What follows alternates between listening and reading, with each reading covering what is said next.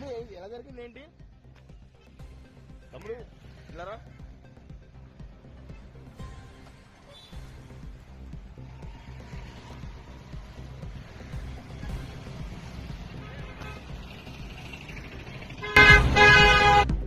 Town CI Govindarao మాట్లాడుతున్నాను.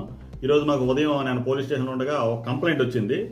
ఆ complaint దాంట్లో గీతం రాజు గారు ఆయన హైర్ బస్సులు నడుపుతున్నారండి. ఒక 5 హైర్ బస్సులు మన ఏపీఎస్ఆర్టీసీకి పెట్టడం జరిగింది. అందులో మనకి తుని టు నర్సీపట్నం తిరిగే ఒక బస్సు మిస్ అయిందన్నట్టు ముందు మనకి తెలియపరిచారు.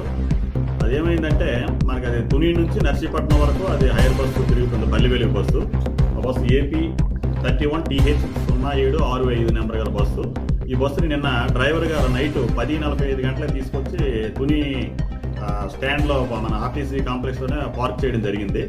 పార్క్ చేసిన తర్వాత ఆ క్లీనర్కి అప్పచెప్పాడు అనమాట క్లీన్ చేయమని. క్లీన్ సుమారు 1 గంట వరకు ఆయన క్లీన్ చేసి బస్సుని ఆ తాళం దానికి అదే అక్కడ బస్సులోనే వదిలేసి ఆయన ఇంటికి వెళ్ళిపోవడం జరిగింది. మళ్ళీ నెక్స్ట్ ఈరోజు ఎర్లీ మార్నింగ్ 4:30కి వేరే ఒక డ్రైవర్ వచ్చి చూసేసరికి అంటే నెక్స్ట్ 5 గంటల బస్సు స్టార్ట్ అవ్వాలి. 4:30కి ఆ డ్రైవర్ వచ్చి చూసేసరికి ఆ పార్కింగ్ ప్లేస్లో బస్సు లేదు అనేసి వెంటనే వాళ్ళ ఓనర్ గారికి చెప్పడం జరిగింది. ఓనర్ గారు వచ్చి మనకు థెఫ్ట్ రిపోర్ట్ అంటే దొంగతనం జరిగిందని ఒక రిపోర్ట్ కూడా ఇవ్వడం జరిగింది. వెంటనే నేను ఉన్నతాధికారులకి తెలియపరిచి ఇమీడియట్గా మన ఎస్పీ గారికి డిఎస్పీ గారికి అందరికీ తెలియపరిచాను. సార్ ఇమీడియట్గా టీములు ఫామ్ చేయమన్నారు. ఎస్పీ సార్ ఆదేశాల మేరకి ఇమీడియట్గా 3 టీములు, ఒకటి సీసీ కెమెరాలో వెరిఫై చేయడానికి ఒక టీము, నెక్స్ట్ రూట్లు 2 రూట్లలో తుని రూటు, నెక్స్ట్ చింతపల్లి రూట్లో కూడా ఏమైనా అవకాశం ఉంటుందని వాళ్ళకి 2 టీములు ఏర్పాటు చేసి పంపించాము. పంపించిన తర్వాత ఈలోపు మనకి ఇన్ఫర్మేషన్ ఏమైనా వచ్చిందంటే ఈ బస్సు